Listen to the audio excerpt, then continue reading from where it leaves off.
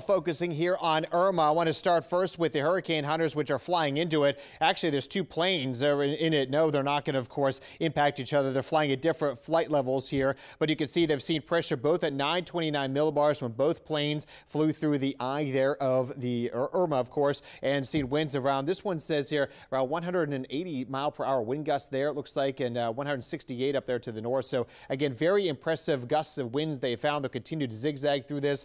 This is important. And these guys are really professional, although I've been told by hurricane hunters it's easier to fly into a Category 5 hurricane, believe it or not, than a forming tropical system because the storms constantly are developing, whereas they're already developed here. So again, these guys impressive for flying out there. Again, multiple missions, all this data going into the big forecast models to help us get a better idea of where this is going to go over the next couple of days and how strong and intense this is. You'll see how the satellite are looking very intense. Of course, it has that buzzsaw appearance, as we sometimes call it as well, too. Winds are 175, making it a Category 5, west at 14 motion, pressure 929 millibars here. Forecast models, you see somewhat agreement here. They start to spread apart when they go toward near Puerto Rico, but the overall consensus is still turning to the north here. We've showed you the last couple of days here over part of Florida. The American model kind of backing up a little more to the east. I hope that's a new trend we see. We'll wait for the next model run to come in later this morning for that. Forecast track for the Hurricane Center doesn't go as far out as those models do. Still a Category 5 all the way through Thursday before weakens down to a 4, impacting by the 10,000-foot mountains here of the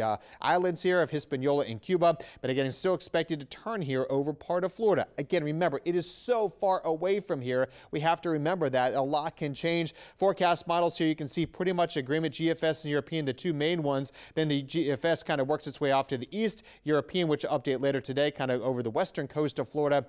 So again, what we need to do now is just stay calm. Watch this with me. We've been through this many times. I know you have at home too. Plenty of uncertainty. Things, of course, are going to change. So we'll keep an eye update that. And of course, keep it tuned here to Channel 4 and my social media platforms for plenty of updates.